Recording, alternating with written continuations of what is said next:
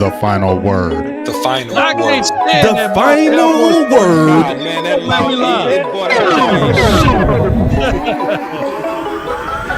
What's up with it? Man, you know that dude Jay Tuck, man. I can't stand him, Jay man. Tuck Jay ain't Tuck, shit. man. That Man, he mother. washed. He washed. He washed. Oh, man, we got Jay Tuck in the building. Oh, what's up, Jay Tuck? What's up, man? How you doing, Look at brother? his yards. Look at his yards for Gary.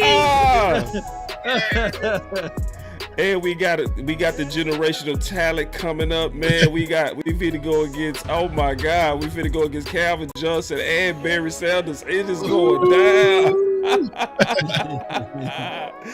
Yeah, man. So anyway, man, everybody feeling good. I like the energy in the room. I don't smell quit. Yeah, no quit. Tuck say no comment. Hey man, you know I smell draft, man. Wait. Do I have to get my draft soundboard together now? I'm going to put my draft button back on, huh? I ain't quite ready yet. I ain't mad though. Oh my gosh!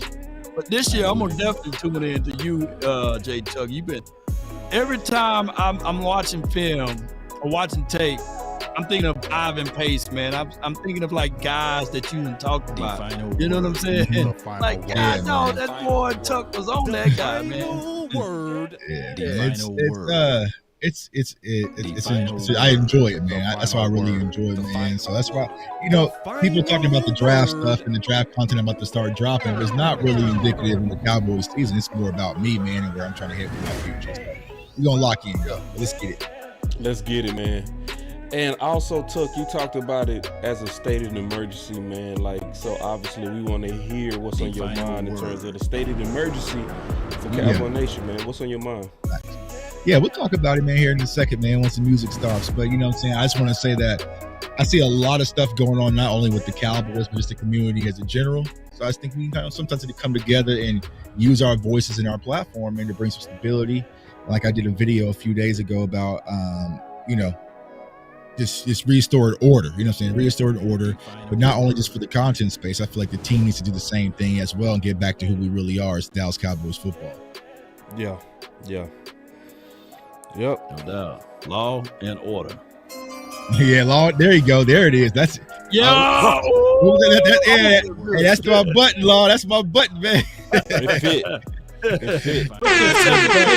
NFL 2025 draft. Nah, that fit. Hey. That's a fit. It's a good fit. Yeah.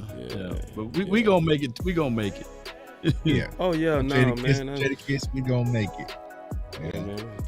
You know what? Playoffs. You know what, boss? And Jay Tuck, we're not just content creators. We are solution providers. Come on with it. Right. Facts. Yeah.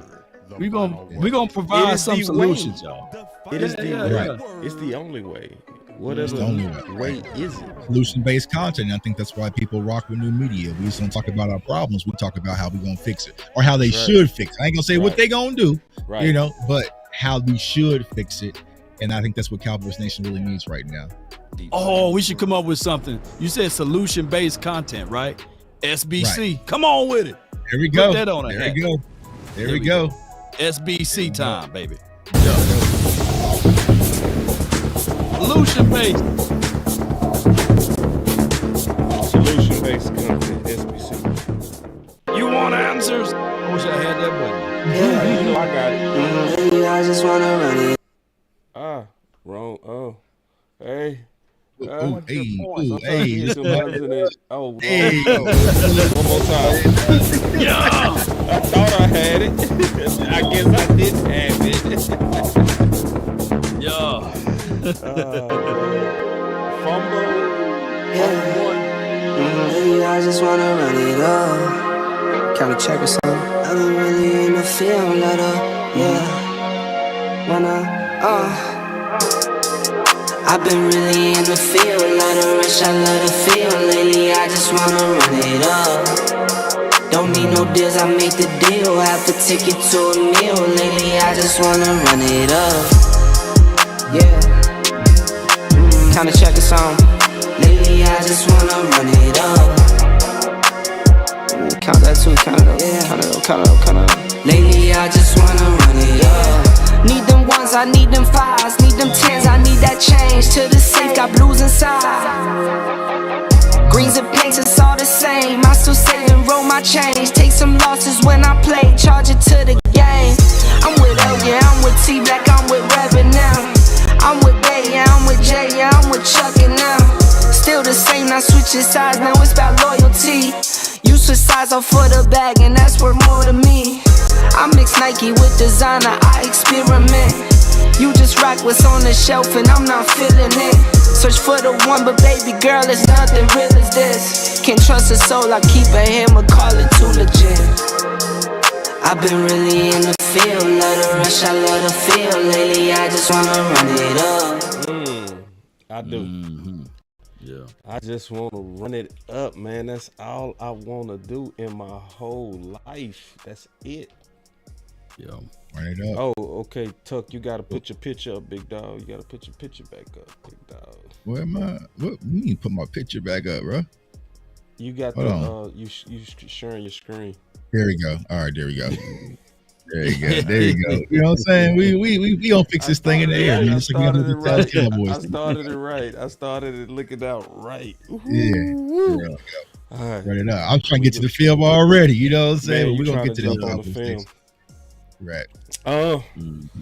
Man, I had a comment here. I want to get y'all thoughts on this, man. We're gonna start with this, man. It's gonna sound a little bit optimistic, but it's gonna get us going down the path. Y'all give me 1 second to pull it up. Here it is. I got it right here. All right. So check this out. So in 2018, the Dallas Cowboys was 3-4 before the aggressive trade for Amari Cooper. Then they went on a run. And even with Amari Cooper, they lost to Tennessee. Tennessee danced on our star in our house, and we end up being 3-5. Now, this is my thought. I want to kind of get y'all thoughts on this. If they have to be so pass happy, then get Dak better receiving threats like the other franchise quarterbacks. Trade deadline is around the corner. What's your thoughts on that? We'll start with you, Law. Well, in order for you to succeed, you got to sometimes go a little bit further than what you was doing. Insanity is doing the same thing over and over again, expecting different results.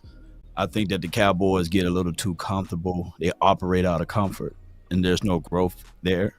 We can clearly see that other teams, there's a team, man, believe it or not, that just came off the Super Bowl. They're 7-0. And they hungry. Right. They went and got a D-hop. They went and got a edge rusher because they are not satisfied with being 7-0, and they know that they on borrowed time. So they are always stretching and pushing the needle. There's another team that beat us, walked all over us week 3. They're not satisfied. They went and got another wide receiver to help out an MVP candidate. They got a rusher that's already near 1,000 yards. And here we are, 3-4, and we are comfortable. I think that to be optimistic with this, there's still chances. I think the trade deadline is pushed back to week 9. November 5th. November the 5th. Well, let's go make something happen. Yeah, I think this is the frustrating part for most Cowboys fans, and you already see it already there in the chat, right? Because we know what needs to be done to save and salvage this season right now. But we just don't have any confidence, not in the team, but in our organization, the front office, to actually go out there and do it. So, boss, I'm 1,000% agree with you. I know, we'll talk about it here in a second, there's been this civil war amongst Cowboys fans of Zeke and Rico and Dalvin and Deuce and this and that and this and that, Derrick Henry. The Cowboys don't want to be a run team, y'all. I give up. There's so many videos that we didn't drop. Boss Law, we've all didn't drop out the run game, running back by committee. I give up on it. The Cowboys want to be this pass-happy offense. They want to nerf Dak and turn him into Peyton Manning-esque, where he's dropping back, throwing 35, 40 times a game. Well, then you go out there and do everything to help this pass game and give him the wide receiver threats that he needs. And it's no knock to Jalen Tolbert. I like Jalen Tolbert, but he's not ready to be a quote unquote wide receiver too. You know, I think Jalen Brooks has some upside potential. Ryan Flournoy might be a star here in the future, but these are unproven guys, y'all. These are unproven guys playing outside of CeeDee Lamb. And what really needs to be examined as well is Jake Ferguson, right? I know I personally had high expectations for Jake Ferguson. I know a lot of us did, especially watching the channels across the platforms. But it doesn't. He's not moving the way that he typically moved the past 2 years. Now, he did have the injury. So he did have the injury early this year. So maybe that could be something that he's battling through right now. So if you take away no Brandon Cooks, who's older, you know, you have Jalen Tolbert, you have Jalen Brooks, Kevontae Turpin, USFL guy who's a special teamers, and a kind of hindering Jake Ferguson without any run game. There is no weapons out there for Dak to utilize. And I want to try to explain to a lot of people. If you go back 2 years ago, the Noah Brown season, right? Dak led the league in interceptions. What did the Cowboys do? They went and got Brandon Cooks, right, to kind of help stretch out the field, kind of help do some things. Right now, Brandon Cooks is on IR. When he's going to return, we don't know. How is he going to be when he returns? We do not know. But we don't have the time to sit back and wait and see. Go make a play. We sat back and saw 4 NFL teams who are competing for playoff championships in contingency go make a play for wide receiver, and we sat on our hands and did absolutely nothing. It's frustrating for Cowboys fans. I think this is why you see a lot of people being lethargic and kind of mad when it comes to Cowboys season this year. Yeah, and see, I pulled up this article because one of the people that they was talking about is T. Higgins.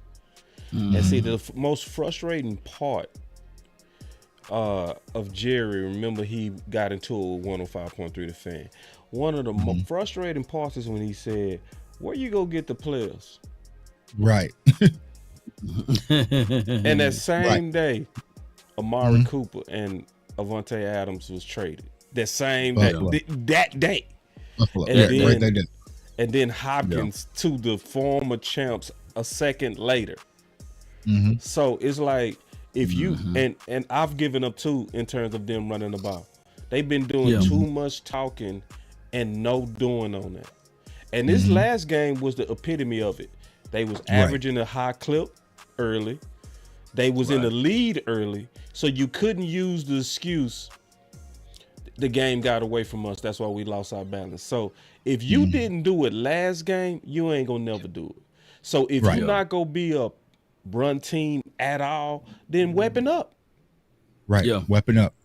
Weapon up. And you know, we'll talk about the opponents that we're going to face, you know, in Atlanta. This was our whole reason. Remember, boss, when we were talking about the draft way back when it was Jamar Chase and Kyle Pitts, right? We were saying this back then. Hey, Mike McCarthy likes to run a lot of 10 personnel and pass the ball. Well, then go get some wide receiver weapons, you know, because I just feel like that's what he wants to be. And I pose this question to the panel and everyone in the comments, right? Let's say, for instance, the Dallas Cowboys played a team that had a defense like the Dallas Cowboys who could not stop the run. I don't even think that Mike McCarthy could commit to run the ball 35 times down a team's throat. He couldn't do it. He couldn't do it. You know, he might get to 15.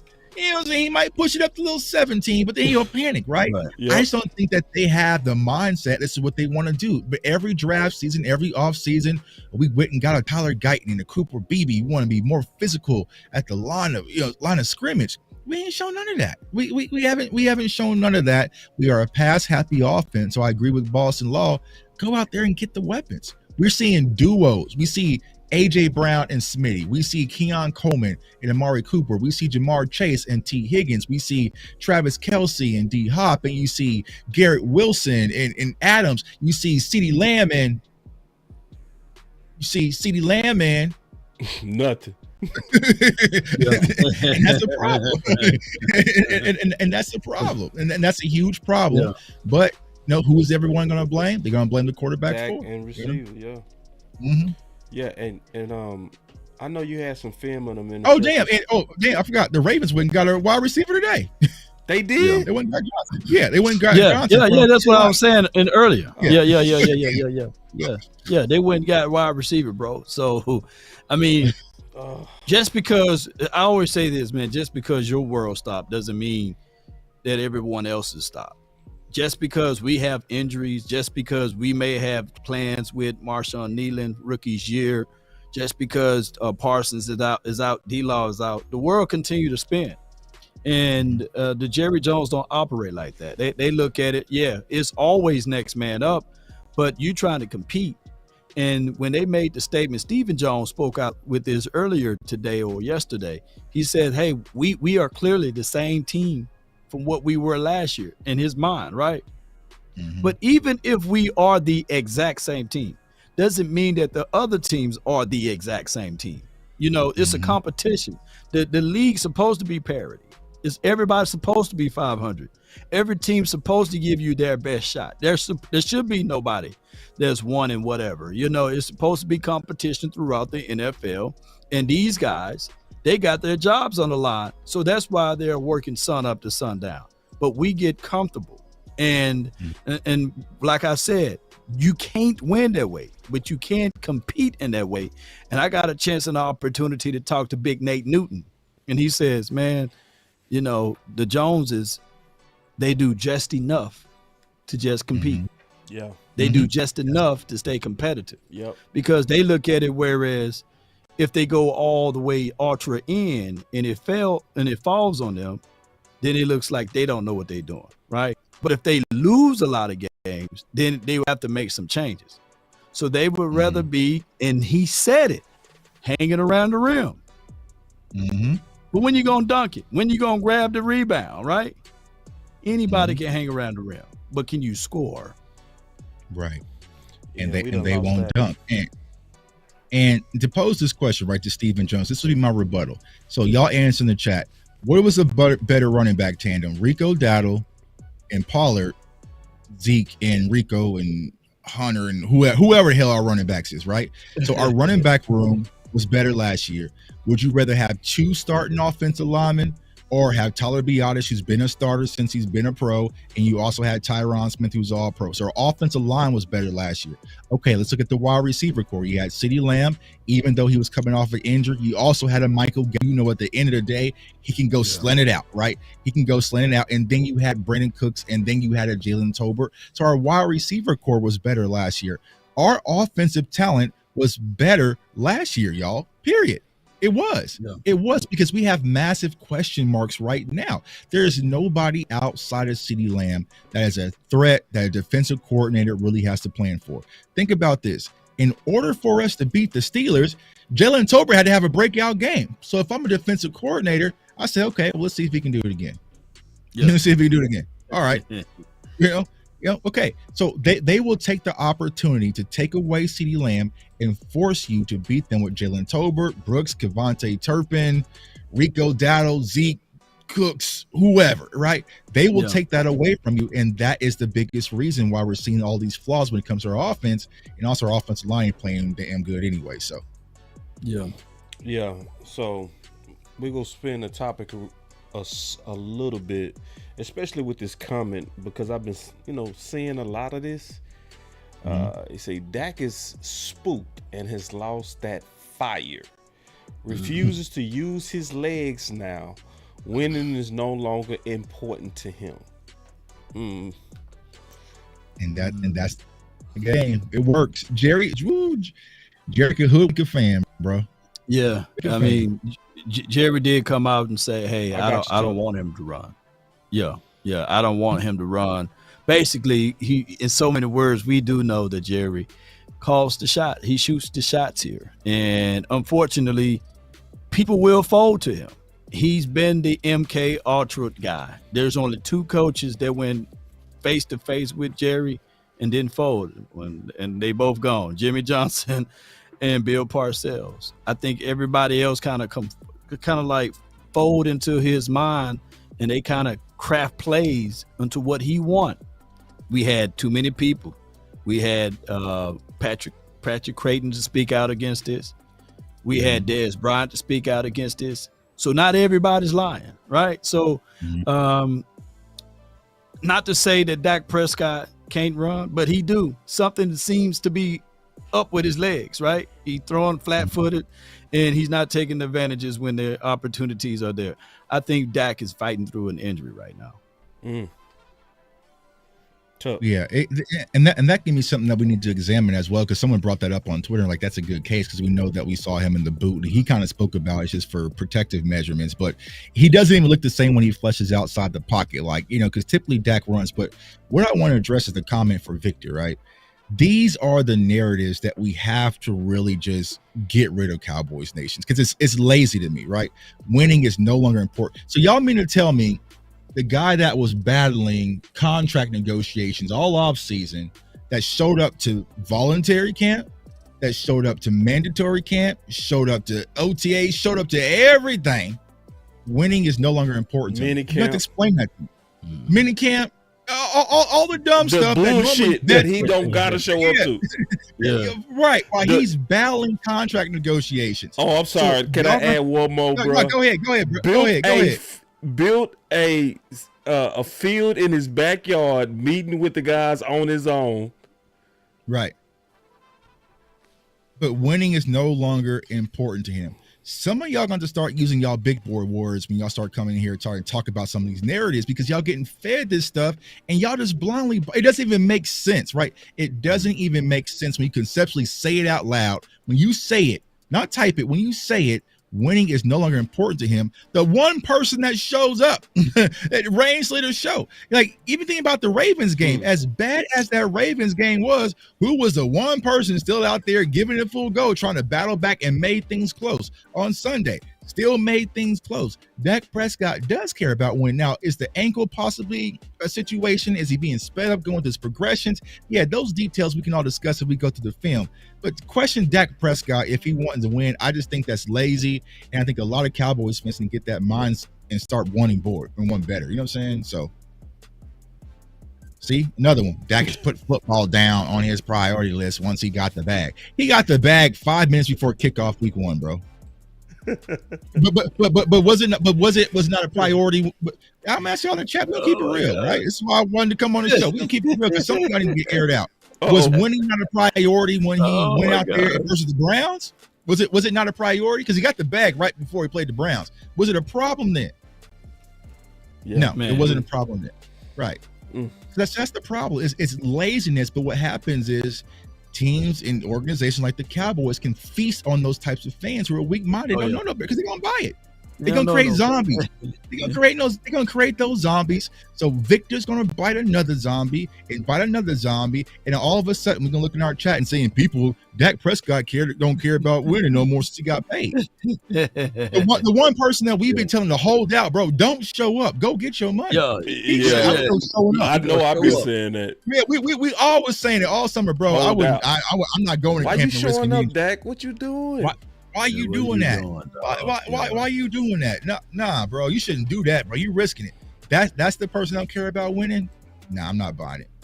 We better, y'all. Yeah. Now I know a lot of people wanted us to address his I'm gonna send you a photograph. It's on your Gmail, man. You probably had to say this into your archives, man. For what my guy Jay Tuck was saying.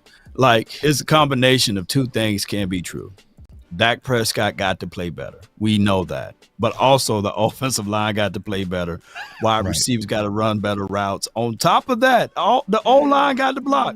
Yeah, because when the zombie's talking to you, you got to just remain steadfast. They did the right, boss. You got to be calm because the zombies, they going to do their jobs. They going to be in your face with high breath. They're going to let you know that what you're saying, oh, man, you just a Kool-Aid stirrer. You just a dude that's all caring about X, Y, and Z. But look at the zombies. That's it. That's it, bro. Ain't that breath hot? Jay Tuck, ain't that breath hot? He's melted, bro. That's exactly how they are. That's exactly who they are. You can't win a Super Bowl with quarterbacks making that much. Look at him. It's exactly how it is. I need to take that, bro. I'm still in that law. Yeah. That's exactly how I feel, bro. Yeah. That's Jay Tuck right there. Dak doesn't care about winning. Ever since he got paid 5 minutes before we won our first game, week 1. You know what? It's crazy. How come the Chiefs need help and more weapons?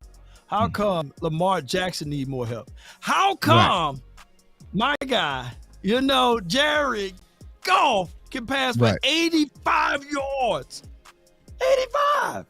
And they still win games. I would love to have those type of problems. How come? Now, I know the Eagles fans, they just didn't. They doing like this, Jay Tuggin boss. How come they can have AJ and Smitty and Saquon Barkley, in defenses that like shout out to Jalen Carter, man. We might have missed the boat with our guys. You know what I'm saying? And Jordan Davis. How come they can have things to help alleviate their pressures, but the Cowboys got to all depend on 4? It's crazy. I mean, when do we get the opportunity to say, man, 4 played bad, but the running game carried it? You know what I'm saying? CD carried the deep. Like we don't get those opportunities, right? We don't get those opportunities for Dak to be bailed out. It has to be Dak bailing us out or else. And he's going to face all the controversy. He's going to get all the comments, right? But it's like, I sit back and watch Jared Goff pretty much take a PTO day, and they up by 35. Like, you know what I'm saying? Like, I paid hard-earned money because I wanted to go see Lamar Jackson live in Dallas. He took a PTO day and gave the ball and handed the ball 45 times. 45 and what times. was that? 45 times. When can Dak have one of those games? Hey, Tuck, can you pull up his interceptions real quick? Yeah. Let's just go ahead and get to the. I want to take a look at the interceptions because I know people wanted us to address it. All right, you want me to share screen now? Yes, please. All right. Let's see. They said one of the zombies says, how come you bring up every player that been to the Super Bowl but Dak? I don't think Lamar and them went to the Super Bowl. Nah. Yeah. Nah, But I get it. Josh Allen ain't been to no Super Bowl. Justin Herbert ain't been to no Super Bowl. Like, keep it going. Like, we keep it going. Keep cooking. Keep cooking. Yeah. Like, shoot. Because I know that's what a lot of people wanted us to talk about is this previous game. Yeah. Okay. I will say this. Go ahead. I will say what Dak said. Dak made some bad judgments on those interceptions. He was too aggressive. He shouldn't have threw it off his back foot. But you ready, Chuck? Yeah, it should be up. All right. Yeah. Okay. All right. So here's the first interception here. So what we're going to have is we're going to have the 49ers are going to come out in a cover 1. So you have the single high up top here. And then actually all right, there we go. So what people are going to understand is that what Dak is reading, he's reading this middle safety. I think this is Jair Brown. So Jair Brown at Penn State. So you're going to have outside releases from Turpin, and you're also going to have this comeback route up top with CeeDee Lamb. You're going to have 2 hook curls from Ferg, and I think this is also Turbot right here. So what Dak is reading is boom, that you have this outside release right here with Turpin. You know, Turpin's our speedster, right? So he's able to get the stack this corner right here. So he has the steps right here. So Dak is loading up to make this throw. But what people got to understand is the small little details right there, right here. He can't step into the throw. So he's fading away basically, right, as he's getting crushed due to the pressure. And that's why this ball floats. And Jair Alexander, he's a phenomenal free safety. Like he can cover sideline to sideline. Now, wish we had one of those. Jair Brown. Tig Brown, he can cover sideline to sideline. So he's able to get a read on this play and just go make the interception. So that's why it sells. But if you're looking at the concept of the actual play, I mean, you want to take, and I was saying this on Twitter, right? You want to test vertical because what's happening is a lot of teams are sitting on everything underneath, right? So you have to do something to really back them up. But if you say, okay, Tuck, why did he make this throw? He should have went underneath. Well, you have 2 wide receivers right here. There's 3 in coverage right there, 4 in coverage right there. So you don't have the numbers there. The only thing possibly Dak could have did was get backside to this comeback route to CeeDee Lamb, but you ain't got no time to do all that with all this pressure sitting in your face, right? So what this was a shot play. You got the look. You had the middle safety in between the hashes, and you had the outside release, and you wanted to give your speedster an opportunity to go make a play, but the pressure was able to get to Dak. It sells, and Brown was able to make the interception there. So, you know, that's some of the things that a lot of people got to think about is the details. That a lot of people calls that sell more than bad arm talent. Exactly. Because it's an interception, he gonna be blamed. Exactly. So if this doesn't happen right, let's see here. Well, Bosa, right there, like that Bosa hit. right there. That. Yeah, beating Right, Terrence yeah. Steele. Yeah. You can't step into your throw. Like, you're fading away. You know what I'm saying? This is a fade away. Yeah, off his You know back what I'm foot. saying? Off your back away. foot, you know? Yeah. I mean, there was no opportunity there. Now, if he would have been able to have a clean pocket and maybe step into it, okay, maybe he would have oversold Yeah, he fits or it. threw Turpin. Right. Yeah. But here it's just like, bro, you fading away, getting crushed, right? But see, these are the minor details a lot of people's not going to see when you at Buffalo Wild Wings, or, you know what I'm saying, just chilling, Yeah, watching you the just game. go see an interception and Right. you go blame Dak. Right. Yeah. Damn, Dak, why'd you throw that? That's stupid. That was a bad. Yeah. You know, so that's why it comes to going through the film and going through the details. So, And I had a different view of it. I was looking You at can that come same back, footage. and then we'll Okay. go through the second one when you're ready. Let me know when you're ready for the second one. I didn't mean to cut you off, Law. No. You good. I was gonna say with that particular look right there, I want my running backs and the guys that's in the backfield. If you know your offensive line been porous, before you release, I want you to chip, release, and then you get upfield. I know that Cooks went inside, right? Because that's how probably the play is designed. But if he can just stay inside, Dak did the proper thing of climbing the pocket. The outside edge rusher wouldn't have been able to get there. I wanted Dalvin Cook to stand in and block Bosa. I think Dak would have been able to put his feet inside and throw that ball with a little less air under it. And maybe that would have been a more completed pass there. So I think that we need pass protection better. I think that we need to count the numbers and go with those things and make sure that you keep someone in the backfield. I think that we also get a little too finesse by going empty or thinking that this offensive line can hold for that 1/10 or 2 to 3 seconds, which they can. I want Mike McCarthy to slow it down, keep it running back in the backfield when we attempt those longer plays. Chuck, you're not back yet. Did you want to go through that second interception? yeah, I can go to the next one. Let me see here. Oh, there I am. There I am. Want to go to the second one, or you want? Yeah, let's go to the second one. I just want to look at the interceptions because I didn't really break them down yet. I'm being all honest. I ain't break them down yet, so I want to look at it and then. So that first one, if we looking at it contextually, you really can't just blame Dak. That's kind of like a bang, you know, Right. kind of, you know, when you can't step into your throw and that's more so Terrence Steele caused. Let me know when you're ready. You ready? I see. Yeah, I'm ready. Should be ready. All right, boom. So this is the second interception. So what you're going to do is you're going to have, I think this is Hunter Lukey. So he's going to motion over. So you're going to come out in a 3-by-1 set, and you're going to have the 49ers. They're playing pretty much like a cover 3, right? So you're going to have, I think this is Jalen Brooks on this drag route. And you're going to see up top right here, right? CeeDee Lamb is getting jammed up off this release. And so what I really think happened is that Dak thought this corner, who is that? I forgot who the corner is. Is that Ward? I think this Lenore, right? So I think that he's thinking that Lenore is going to sit in this flat right here, and he's going to go over the top of CeeDee Lamb. But Like he cover bails two. out, right? Yeah. To cover 2. So he bails out. So this is where I would put this interception on Dak, right? Because it's like, Dak. okay, bro, once you saw him turn, once you saw that turn, this bail right here, then it's like, okay, that's not right. Throw it out of bounds, live to see another play. So, a lot of people say, well, why didn't he come backside to Jalen Brooks? Well, Jalen Brooks hasn't crossed his line of sight yet. You know what I'm saying? So he would have to turn his body. It's not back. You can't just turn your body, get your closing in. And that pressure was that pressure. Plus the pressure there again. Jumped on him late. So the the best option, throw it away, Dak. Yeah. You know what? On that play would have been sweet. Go ahead. Come on back. I was gonna say, but I was gonna show the end zone one. But hold on. End zone view. Let me go back. Go ahead. Yeah.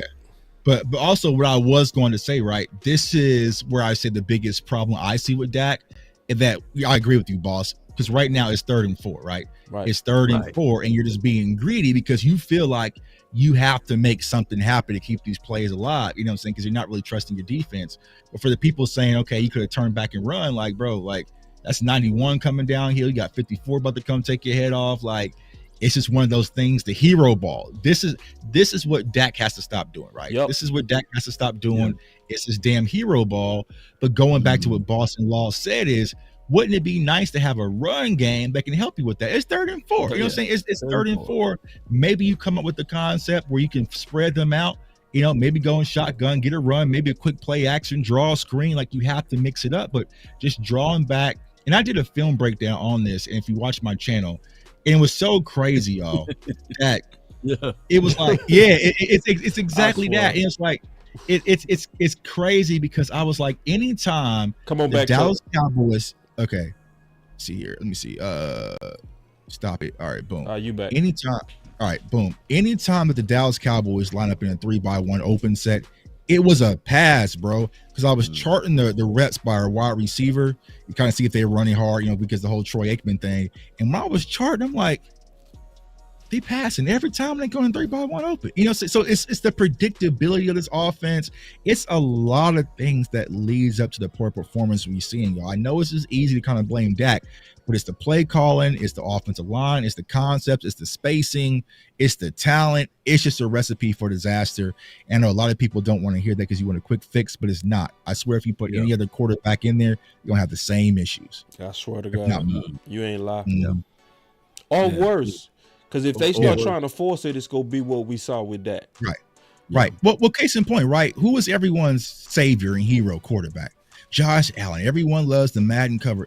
The Buffalo Bills have completely taken the ball out of Josh Allen's hands and neutralized him to quick throws, and they're not making him go out there and be a hero. And Josh Allen's having an MVP caliber season. You got the run game going with Cooks. You got the young kid and Ray Davis, who we spoke about a lot on the draft show, right? It's quick throws to Keon Coleman. You went and got Amari Cooper. You got Khalil Shakir, like Dalton Kincaid. So you have the weapons. They're saying, Josh Allen, don't go out there and be a hero. Just go out there and manage the game. And if we need you to kind of take off and maybe get a first down, okay, you can do that. But you're not about to come out here and sling this ball around 45 times like you've been doing in the past, because it's costly. Because what we're seeing across the league, y'all, is teams are rushing 4 and they're dropping 7. They have all the numbers. And for us, they have all the numbers because we only got one wide receiver weapon in CeeDee Lamb. You know what I'm saying? So it's like teams have neutralized this passing game right now. So if you cannot run the ball and you can't protect with 4, it's just going to be chaos, a recipe for disaster, y'all. Yeah. And then to combine that is that they're not using Jake Ferguson like they did last season. At all. He's running the same out, flat, and he's just a relief valve this year. So I don't know why they're not even sending him on deeper seam routes or crossers. It's crazy. Maybe they I don't know. Maybe they do know that it's the end time for them, and they saying, well, hell, if he gonna tank on us, I'm gonna tank on him, you know. And that could be Mike McCarthy's mindset. I hate to say that, which I don't believe that he's ultimately tanking, but something about Mike McCarthy is just not calling and dialing up plays like he did last season. Because I made a video about it with Jake Ferguson, and you look across the league, look how Trey McBride's being used in Arizona, or Brock Bowers, who was a rookie in Vegas. Like, they using him nonstop. But for Jake Ferguson, it's 6 targets, it's 4 targets. It's like they're not featuring him. And I feel like in order for this Cowboys offense, if we're not going to go make no trades for nobody, you have to really treat Jake Ferguson like a wide receiver too, because he opens up a lot of different things, especially in the middle and the seams. And also, he has to be Dak's safety blanket. You know, that's the one thing, love or hate him, with Dalton Schultz. He was Dak's safety blanket. He wasn't going to do nothing once he caught it, but he was a safety blanket. You have to provide that for Dak Prescott, and he just doesn't have it. So, yeah, I don't know, y'all. This offense, it's a bigger mess than I originally thought. I'll say that. This is my problem with the offense, man. And this is, if I could highlight anything, it's the hypocrisy and double talk coming from Mike McCarthy. Yeah, we got to stop the run and stay committed to the run for 4 quarters. I mean, until we get that pattern, working cohesively together, we're not playing to our strength. I mean, that's a huge part of the complementary football. You know, we're losing the turnover ratio week in and week out, and we're not being able to stop the run and stay committed to the run. Man, shut up. Yeah. Every time I heard that, it Hit pissed that me button. off. Hit that button, man. Let that Man, womp every womp. time I heard that, it pissed me off because he's saying we like he not the play caller. Tuck Right. Law, well, like what's going? That's why Law, you so perfect on this. Yeah. And he's flexing on him, right? His play calling, his play design, just been very vanilla and bland. But it's A not few years balance. ago. He keeps It's talking not about balance balanced. and he don't do it. It's like, why you playing? And then you saying we. Right. Come on, like who else doing this? You the one calling the plays. He's like he going back and saying, "Hey, Kellen Moore, I'm calling you. Why you ain't doing it right?" Kellen Moore's in Eagles land, right? Right. So this is all on you. Here's my thoughts. Beyonce came out and Destiny Childs came out with a song many a moons ago talking about cater to you, right? And in a relationship, it's supposed to be a two-way street. And every man on this planet love it when a woman caters to them, right? You know what I'm saying? So I got to use this analogy, right? If we are going to play complimentary football, we got to play the field, we got to control the clock, we got to serve for the defense, and the defense got to serve for us. Right. It's a give, take, give type of thing. And I don't see this with this particular team. So Mike McCarthy, if you want to win next week, hey, you need to start balanced. catering. You got to start balancing. Yeah. Run the ball. We get down into a red zone territory, and we just go for the goods. You got to put, excuse my French here, y'all. We got to put a little foreplay into it, dog. We got to put a little love connection to this thing. And this particular coaching staff, they get there, they get greedy.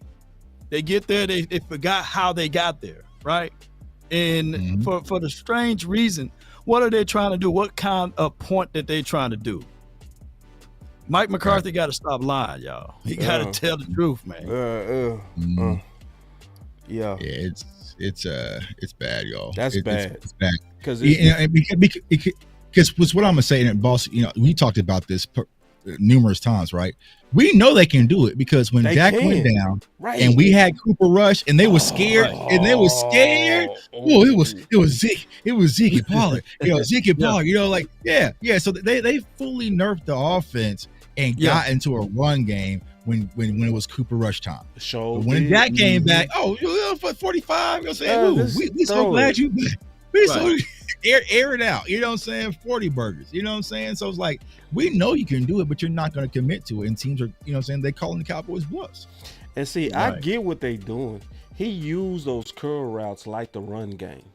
He looking for the same type of production that you'll get out the run game from those curl routes.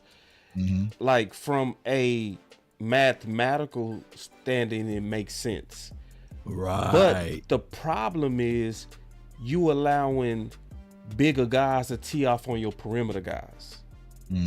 If we turn on the film, and I did this yesterday, and we start with the third quarter, and you start watching him use the passing game like the run game, you see CD them and Ferg getting cracked. You know what I mean? But when you run up the middle with Zeke or Rico, especially if you have Hunter as a lead blocker, now you are the one delivering the damage. It's a finesse play style, finesse play calling. And that's why, in my opinion, we struggle on physical teams. You got to say to yourself, either you're gonna be the hammer or the nail. Right. And at this point, let's be the hammer. Let's hammer this thing in. Let's show, like, I get it. A third of the Cowboy fan base, man, can't stand Ezekiel Elliott. I understand that. I get the overall, hey, I can't stand Zeke because you wanted someone else. Right.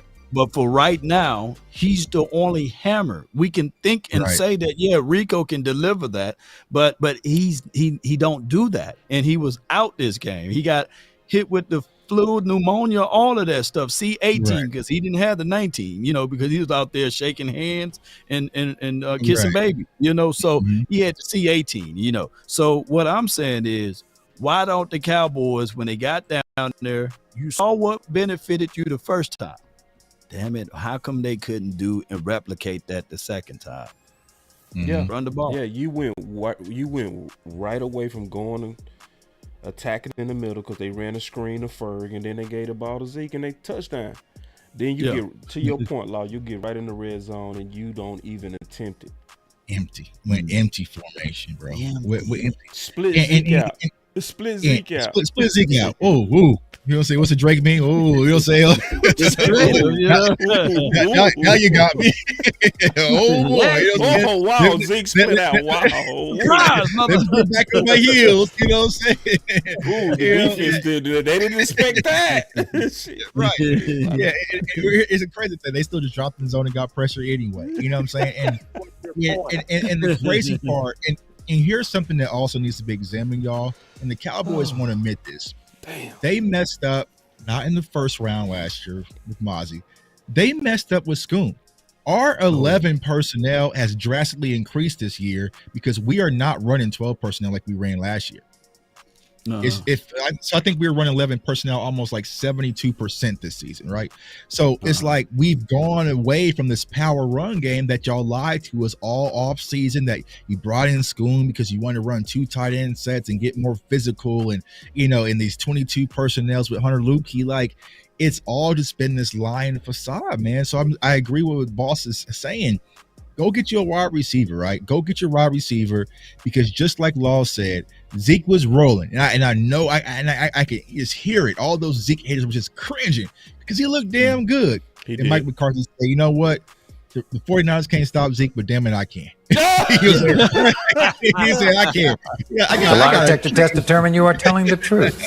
He said, "I got a trick for you, buddy. I got a trick for you, buddy. Ain't gonna be no more feed me. Ain't gonna be no more feed me." But see, what happens is when you go out there and you establish the run game and you're physical, it gets your young offensive linemen in the rhythm as well. Right. Like, you have 2 rookies starting. Why put them on the heels? You know that Terrence Steele's been struggling a little bit. Why do you want to give him 40 plus pass pro reps versus Bosa? Like, what are we doing? Wait. And here's the thing, y'all. We did the lie detector test determined you are telling the truth. We did it week 1 versus Myles Garrett. We schemed up Myles Garrett perfectly.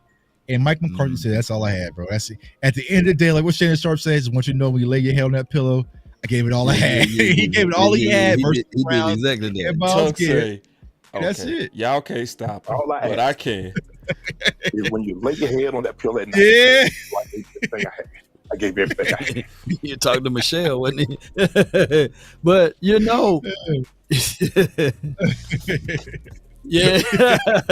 damn. But I'll say this though, we looked better when we had damn Peyton Hendershot. Ain't he somewhere out there on the streets? I think call him back. Right. Yeah. Chiefs cut him. Now there was a situation where Brevin spanned forward. I mean, if the defender wasn't defending, he would have caught that one, But you're not going to be able to. They say you pay for what you get, right? And at times, man, we like to see the growth of him, but it's going to take time. And Jerry Jones lamented the fact that with these rookies, with this youth, you're going to go through some growing pains. Right. The only way that you can escape most of this growing pain is through good coaching, or great coaching. You can't have both. You can't have young and then you have a docile coach who don't hold these boys accountable. And you're going to still see mistakes that you saw in week 1 and week 7. Like, can somebody get some training wheels on Jalen Brooks? That brother got some clumsy feet. I thought, shout out to my guy, Terrence Will. Remember T. Will? He used to always fall, but at least he catch the ball. You know what I'm saying? Right. Like this dude, he always stumbling over his feet. What's going on with him? Got the and one cleats on. He got them yum-yums on, boy.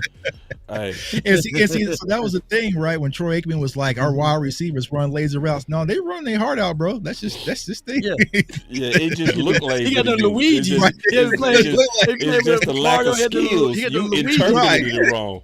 Yeah. They doing their best, dog. They're doing their best. They give it 100%, That's all they bro. got there, dog. That's not even funny, bro.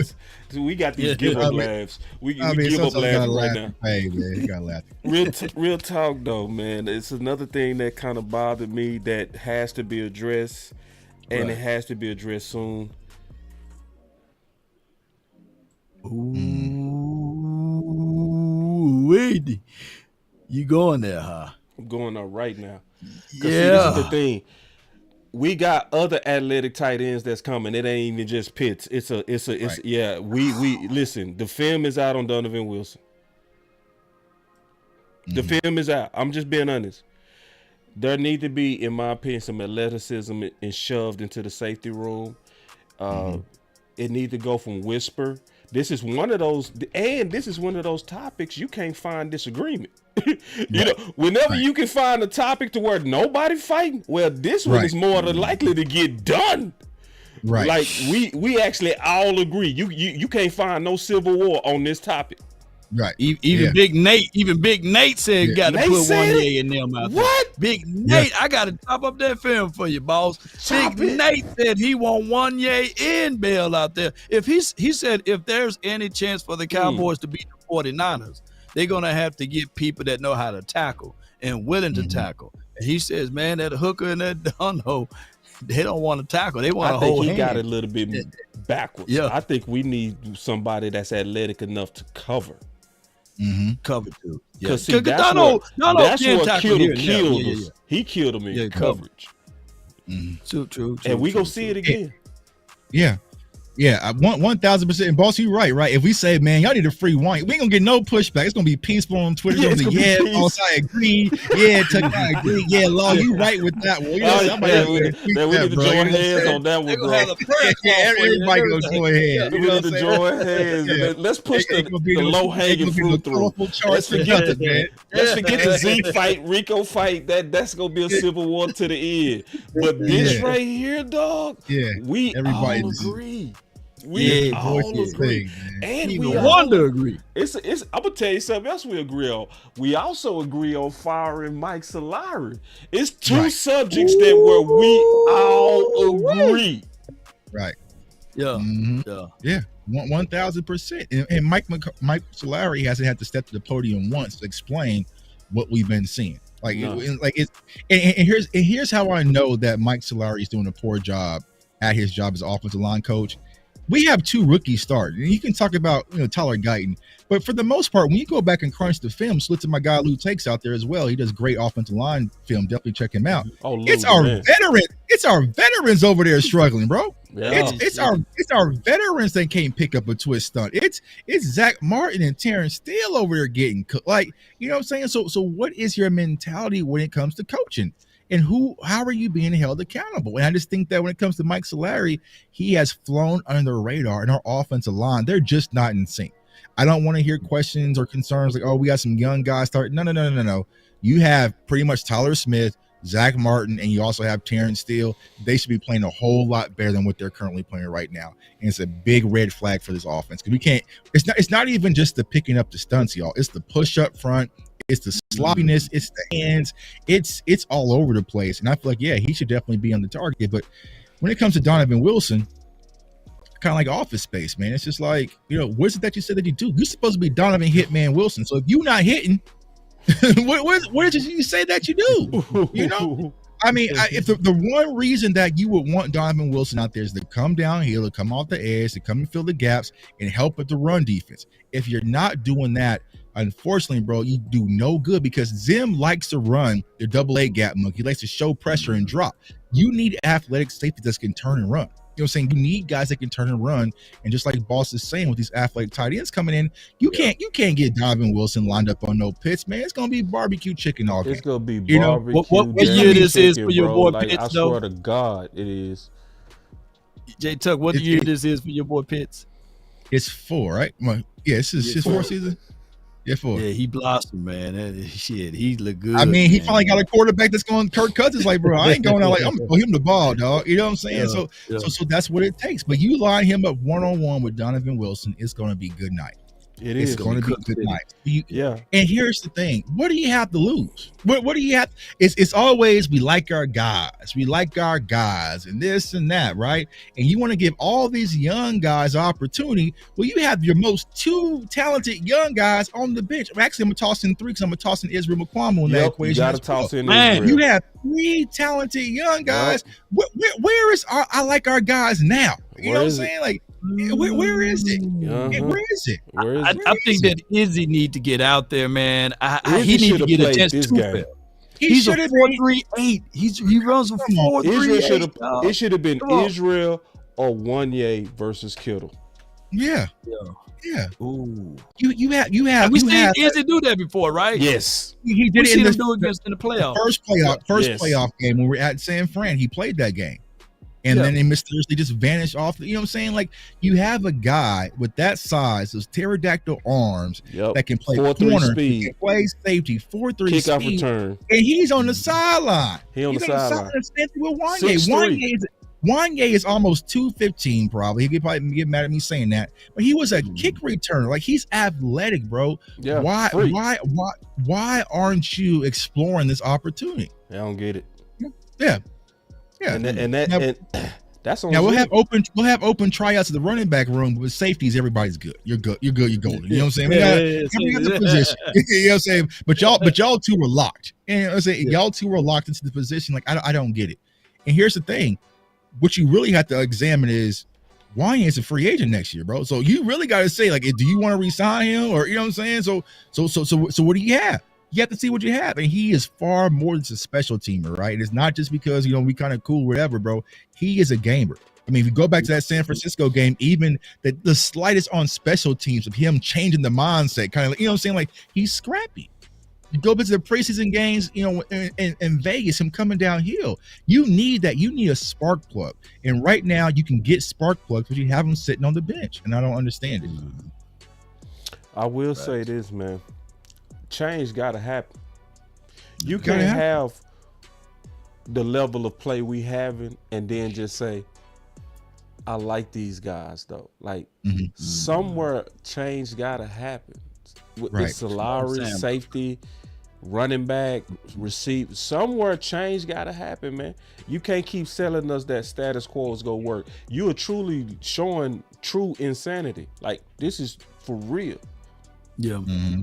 Right. Yeah, I agree. Change. So besides the injuries, what changes have we made throughout the course of the season? Y'all in the chat, let me know. What changes have we made?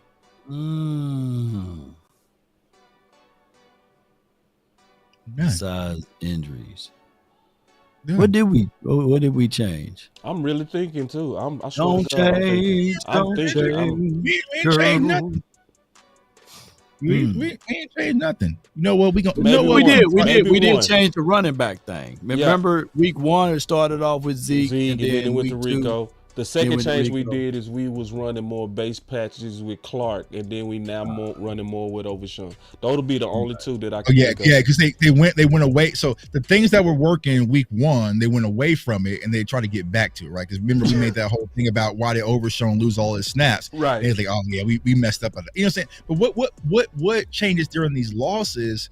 And we say, you know what? We're going to try a new offensive line. You know what I'm saying? We're going to try a new rotation. We're going to, you know what I'm saying, actually our safety's going to, like, we haven't seen none of that. We've been who was like, when we made Deuce inactive, who did we activate it so that we can make him inactive?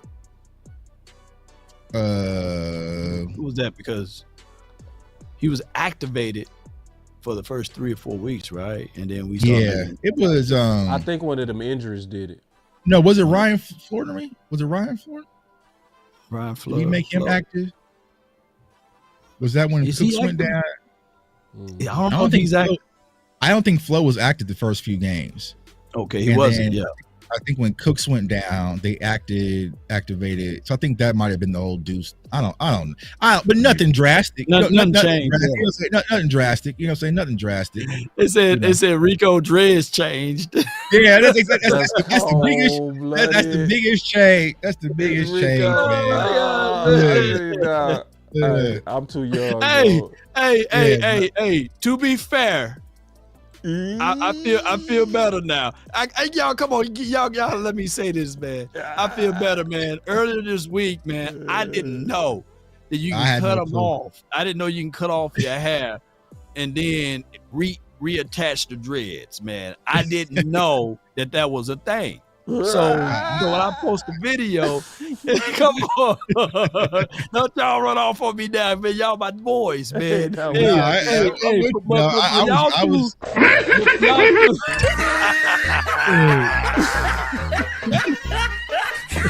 y'all could also say, yeah, I didn't know you could put them back in like that. I appreciate it. Hey, I swear, I realized that today, dog. I did not know either. I did not know that you can play the game. I didn't know that you could finesse the game like that. I had no idea. Oh man, it's with Makai Pfeiffer for the ladies, man. For the ladies, I pull a you on you. You know what I'm saying? Don't get mad. Hey, baby, I pull a you on you. Let's talk about these running backs, man. Interesting. Let's talk about these running backs. Oh man, they say I pulled a you on you. Now Zeke come next week with some braids, man. Yeah. I'm like, man, wait a minute. Now I question everybody, man. You know what I'm saying? I question every thread I see, bro. You know what I'm saying? Man, if you don't know what we're talking about, go to Loud Channel, man, and look at his community post, bro. That the laws of food. Let me go find it, Rico. Let me go find it. Lord, me cry. Yeah. Oh my gosh, man. This boy is talent. You remember Raw when that boy said that boy got talent. That boy good. Let me show y'all real quick, man. What happened? Oh gosh, man. You can't allow for $1.99 Tebow. Yeah, oh my gosh, man. All right, let's talk about the running backs though real quick. All right. I trust y'all to be fair and balanced on this. All right, going forward, who the running backs? 1 and 2. No order. Who the running backs? Me, I like to start off with the anvil, right? And then you can bring the knives in. I would start the game off, especially against Atlanta, ATL shorty, with Zeke. I started off with Zeke. And then when he softens up the defense, when that cantankerous head, he leans forward, he knocks some stuff out the way. He gives them rib checks and all of that stuff, rub the elbows down and shoulders. I think that softens up the defense, right? So that you can have, if Rico is back, then I'll go with literally Zeke, Rico, and sprinkle in some hunters. Yeah, I'm with you. I would probably lead with Zeke. I always think of Zeke is like setting up your jab for all my boxers out there. Like, that's setting up your jab, and you need someone to be your knockout blow. Now, who can be your knockout blow? Maybe it's Rico. But that's how I would probably work things. And then also in the fourth quarter, when we get in these close games and then get the hell up out of there, you go back to Zeke. That's your wild thing. That's your closer. So, I know there's a lot of narratives when it comes to Zeke, man. And me and Boss, we kind of talked about this behind the scenes, man. It's anchoring in on your biases. And what do I mean by that? It's like sometimes people will get this idea or this thought in their head, and they lean so heavily into it. They're full tilting. No matter what they see, you can't pull them back up. And I feel like that's what you see with Ezekiel Elliott. Now, I'll say this. When it comes to evaluating players, anybody, my mom, my aunt, whoever can say what a player can do, but it takes a real evaluation analysis to say what a player can do. And what I'm seeing a lot in our community is that a lot of people are being lazy and not telling us anything that Zeke can do. From their standpoint, he can't do nothing. He has no vision, he has no burst, he can't pass pro, he brings no value to the Dallas Cowboys. And I think that's the biggest false lie that's going on right now in our community. What I'm trying to say is Zeke 2016 Zeke? No, right? No. But what nobody can convince me, I'm not putting 10K up, you can't convince me he's not last year's Zeke. You know what I'm saying? You can't convince me he's not last year's Zeke. And I think that we all agree if we can get 1,000 all-purpose yards from our RB1 in Dallas right now with our backfield, we will gladly take it because right now we are dead last when it comes to rushing. So I think that is the biggest problem right now, is that a lot of people just want to be right versus about what's best for the Cowboys, right? Y'all watched our draft show. We broke down 100 damn running backs. You know what I'm saying? We talked about Derrick Henry. We talked about all of them. You talked about Isaac. I remember you talking about Isaac. In the whole free agency, there was not a running back that we did not address this offseason. We touched them all. But as of right now, we are in the pair. It's week 9. We are trying to figure out how to get this plane landed safe. And right now, I feel like Ezekiel Elliott gives us that assistance to help us. Is he going to go for 2,000 yards to be the leading rusher? Absolutely not. But when I posted the bet this offseason and everyone cowered and moonwalked, I just said 600 yards and 6 TDs. Oh, that's too easy. Well, I would take that right now from Zeke. You know what I'm saying? So don't sit there and act like you can't get me 606. And then let Rico fill the void, or Dalvin fill the void, or whoever your favorite is, right? But give us a baseline, and I feel like Zeke gives us that baseline right now. So I would go with Zeke, plus the durability, plus the familiarity with our offense. Like, there's stop acting like there's no positives when it comes to having Zeke out there. That's why the wash term is overkill. Right. Like, people that loosely say wash, that's overkill. Now, if you lazy. wanted to say he's not the same, okay, nobody go argue with that. Right. You know what I'm saying? But to act like he has no value, because that's what washed means. And it's an incorrect narrative, and it makes it safe to discard his value. So like that term, anchoring down on your biases, you learn that from school, right? Yeah. And that's some NFL scout stuff. You know what I'm saying? But that's where we're going through. I'm writing a report on it. You know what I'm saying? So, and the reason why I want to brought that up, because I want to make sure people heard you right. That what's going on in Cowboy Nation is an actual known NFL term that they try to spot in us as analysts, right? So if they trying to see, do you double down and triple down into bad biases? What do you always say about ego law? Yeah, edging God out. And the craziest part of it, man, with 1,000% guaranteed of the truth,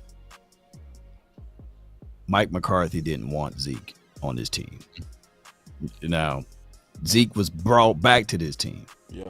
And the need to be right is a clear evidence when we got into the second drive of the red zone. With complete fairness to insider information source that's really close, you know what I'm saying, about that.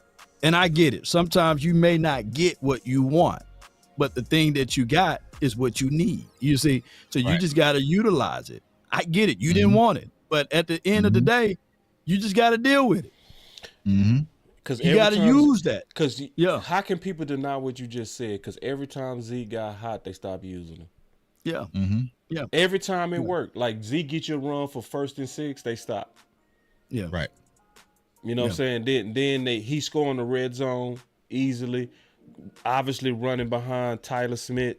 You know, they give him a clear wall. He got clear vision. They don't do it no more. Coaches, there's a coach that lost a Super Bowl. I got the film pulled up. You want to see it? Yeah. We're gonna go to the film. But I'm gonna say this. If you want the film on it, I got it too. There's a coach that lost a Super Bowl because he didn't want Marshawn Lynch to punch it in. Lost a whole Super Bowl. Egos can be very big. I gotta say this too, man. I've been thinking about this. It's been hurting my heart. Y'all go feel me when I say this too. I'm gonna even put the camera on me. Bron Brothers gave one of the realest predictions that some people that we might have forgot. Remember, he was talking about on the final word. We was talking about. I asked the question, "What can tank the season?" And all us had different opinions. And he said, "The sloppiness of the coaches could tank the season, and how they had that coaching war." And he started explaining the prisoner for prisoner. Remember he said that? Prisoner for prisoner. Boy, you got a good memory. Yeah. He started talking about prisoner for prisoner. Yeah. So I think what's going on also is Mike McCarthy doubling down on Rico, because at the end of this, he gonna have to give an account for his decisions. So they no longer, in my opinion, making collaborative decisions and trusting decisions. It's like a fight between them on ideas that we seeing playing now sloppily on the field. I swear to God. I swear to God. I think the fight on those coaches, you fired Mike Kelly Moore, I fired your filming. Yeah. Cause see, we hurting from filming right now. I'm ready for that film though. Let me know. Oh yeah, I mean, I was gonna say, yeah, you spot on, bro. Because I've been saying it really feels like we are having opening tryouts right now at the running back room. There's no consistency. It's no, you know what I'm saying? It's crazy. So it was like, okay, well, damn, Zeke comes out, got 60 yards and a touchdown versus the Browns, okay, and then he was the fourth running back the next game to touch the ball, and it's like, okay, and then it's 3. Can you say snaps. that one more time? Can you say that one more time? He had. So actually, let me pull it up right here. And why you pulling it up? Let me tell you why that's important. Because there was a lot of outrage when we went to Zeke from Pitt, but it was no outrage when we went to Rico from the Browns. Right. Yeah. Right. Yeah. So to pull up Zeke stats here, let me get it pulled up here. So first game versus. Let me know when you're ready. I can show it. Okay. Let me see. All right, go ahead. I think. Let me share it. I can see it. All right. Let me see here. Once you switch, I'll see it. Okay. I'm ready for the film. You ready? All right, it's the film. Yeah. All right, bang. So these was what I was talking about, right? So some of the good things that Zeke actually did on Sunday that people want to talk about, right? So we're going to come out right here in a run formation. So you see it's kind of a stretch, right? But he's going to read that these holes are filled, right? So he's going to have the vision and bang it up. Bang it up. And look how many people it's taken to bring one man down, right? Look how many people. 1, 2, 3, not 4, not 5, and he still ain't going down. So what people got to understand is, yes, I understand the stats, right? And here's another class thing, right? People are talking about quantitative numbers, like numbers. I see the numbers, I see the fancy charts, right? But the qualitative measures, you can't coach this. You can't coach somebody running in the hole and taking 5 to 6 grown men to try to get him down. You know, putting his head down, going through these runs. Like, these are the things that a lot of people are just not giving Zeke credit for, right?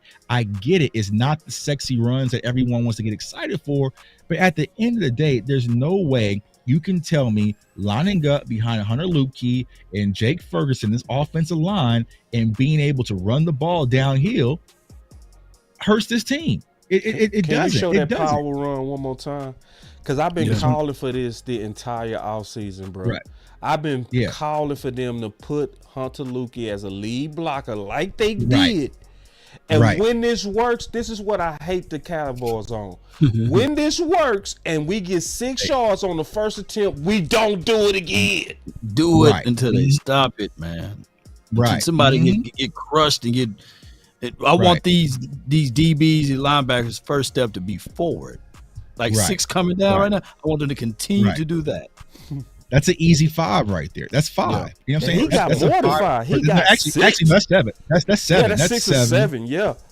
You know what I'm saying? And we went away from it. It's crazy. And go ahead, Tuck. I mean, cut you. Yeah, I was gonna say and we went away from it. We went away from these carries from Ezekiel Elliott, right? When he was getting the need to be right. The need to be right. The whole mentality of Zeke is feed Zeke. You know what I'm saying? Feed him. You know, but you give him 2 carries, 3 carries. Like, what do you expect a man to do with 2 carries and 3 carries and 4 carries? Like, it's just not enough, right? So back to the anchoring down your biases, man. Like, some of y'all have to lose that. You know what I'm saying? It's about what's best for the Cowboys, what's best for the team. It's not what's best for Twitter, right? And when you come down, like you say, so the people will show, okay, well, this is played in the 4th quarter. So people will say, all right, well, look at his yards per carry, right? Well, y'all explain to me in this film, where was he supposed to go? Like, Fred Warner has a free lane. Like, there's like, he didn't get touched. You know, 56 looking for him too. Right. Who's that? Cooper Beebe. Yeah. So Cooper Beebe misses this block on Warner. Yeah. So right. Head down. And see, that's because he trips over Tyler Smith because they not used to even run blocking together. They ain't got their fits down. Right, and Zeke is met in the hole. So this is the clip that people will send Law and send Balls and send me. You guys, look at his yards per carry. Well, yeah, he's washed. Well, one, this is in the fourth quarter, so he's averaging 5 yards per carry until we got to this play. But what is he supposed to do? Context matters, y'all. Context matter. We're not saying that he can rush for 2,000 yards, but there's no way you can convince me he doesn't add value to this team, y'all. There's no way you can convince me. I don't care what colorful chart you show me or whatever. I'm going off the film. And here's the thing. A lot of us, we ain't got no vested interest in this. Like, you know what I'm saying? We ain't got no reason to really lie to y'all, you know? But we're going by it based off of what we're seeing. And when it comes to the film, I still think things that can add value. Now, you can put Rico at running back 1 if you want to. If that means that much to you, put him at running back 1. But there needs to be some touches for Ezekiel Elliott. I don't care what you say. And see, come on back, Tuck, on your camera. So appreciate the film. This is also a good year to try it. Right.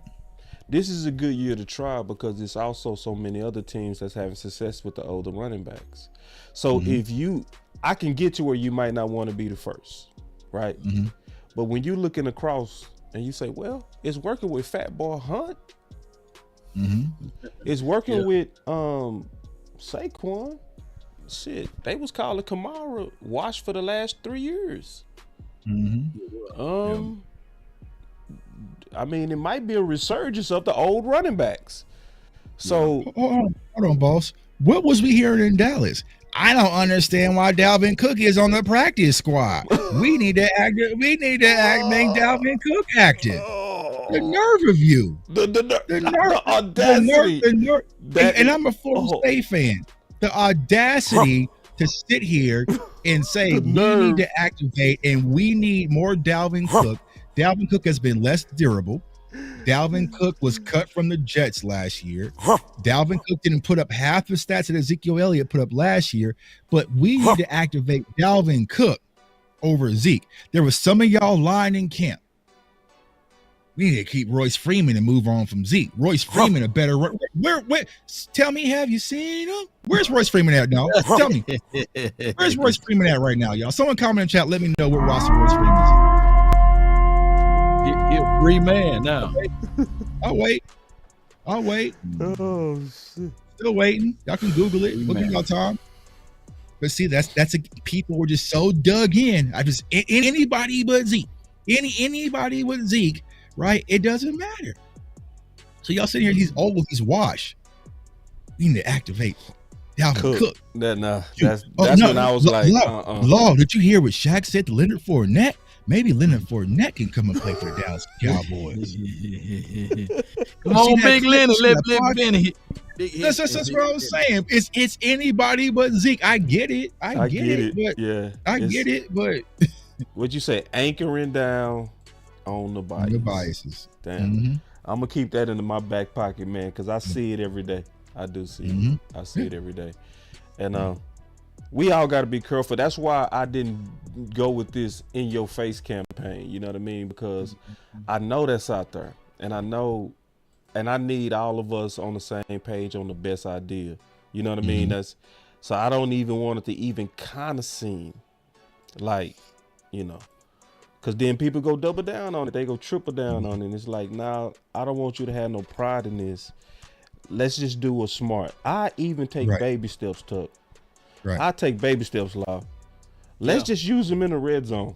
If y'all just want to, if you just gotta win, just in the red zone, just let's do what we all at least agree that he's good there.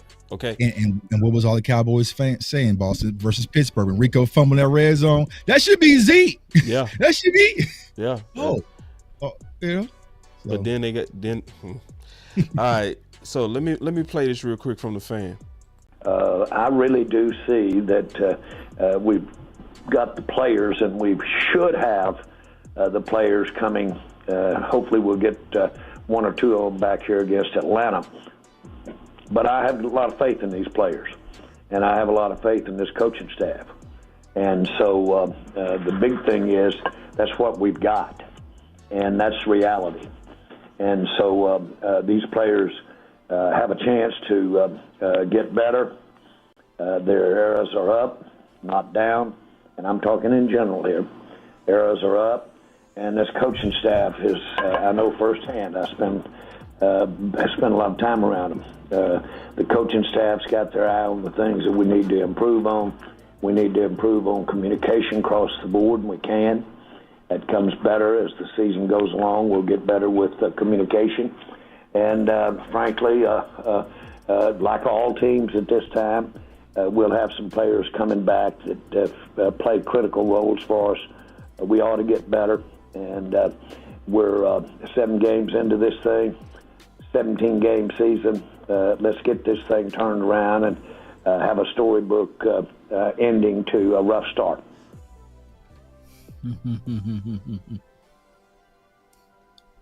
We like our guys, but now we have faith in our guys. Yeah, that's the remix version. The remix. Yeah, I have a degree of faith. I do. A degree. I have a degree of faith because because we've seen these hard days. We've bounced. It's hard. I'm not saying this. Is it likely? No. Right? No. Is it likely? Absolutely not. But we are starting to get to the point to where the Cavs are starting to return. We likely go see Bland come back. Hopefully we see Micah come back. If we start seeing these guys start coming back, especially if we starting to get into these divisional games, that's going to really tell me if it's over or not. I'm not prepared to say it's over. And I think it's a chance for us to bounce out. I will want them to do something trade related. And as of right now, I'm torn between shoes and a weapon, a DT and a weapon for a trade. And I think we should be aggressive to even trade a second round. Yeah. But we was able to trade for Hankins for a 6. So I might be willing to, as long as you get the right guy, What was our last second rounder that did anything outside of Trayvon Diggs? Trayvon Diggs? That was It was the last one. And you kind of had Marshawn Nealon, but that was it. Yeah. What's going on with Nealon? Is he coming back or he gone? Yeah. He gone for the season. Dang. Wow. Yeah. So what's y'all thoughts on with Jerry, like, in terms of? I might be a little bit indifferent to the comments because me personally, I feel like what's going on right now is the best thing to happen to the Dallas Cowboys, possibly if they remove the ego that Law was talking about. Because what I feel like the Cowboys have been able to get away with is they've been able to get away with just being average, right? Yeah. Doing the bare minimum and just getting by. And why were they able to do that? Talent. They were able to out-talent teams throughout the regular season. You could out-talent Washington for 2 games, out-talent New York for 2 games. Okay, that's 4. Split with Philly. Okay, now that's 5. Right. The Jets, Cleveland. Like you can out-talent them. But what is happening right now is the talent gap is closing, not only in the NFC, but it's happening in the NFC East. And I feel like right now the Cowboys feel like, we always feel like we can light switch it. Okay, we'll be fine. We'll get Jerron Bland back, get Micah Parsons back, and we'll be fine. Well, that don't fix your offense though. Like that's not going to fix your run game. It's not going to fix your protection. That's not going to fix your wide receiver core.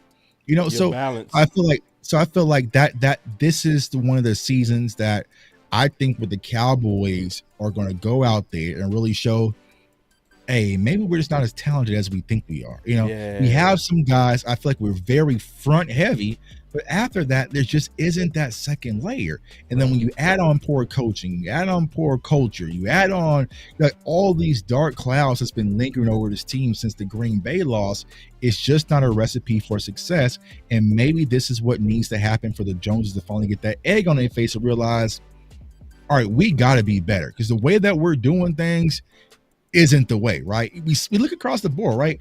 Washington drafts well, Philly drafts well. There's so many teams that draft well, but we just pride ourselves on just the draft. And that's why a lot of Cowboys fans get excited about it, because that's your only opportunity.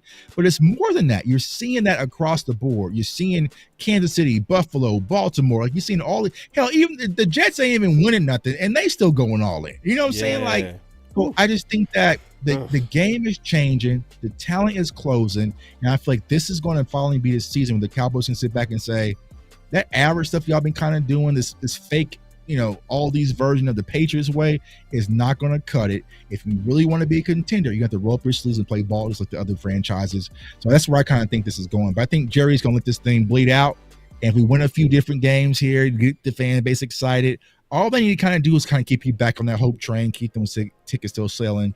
That's all they really want. But we want more than that. Very, very fair measure. Matter of fact, I got to clap it up for you on that, Tuck. For real. You smashed it. For real. Very good analysis on that. Real talk. Fair. No doubt.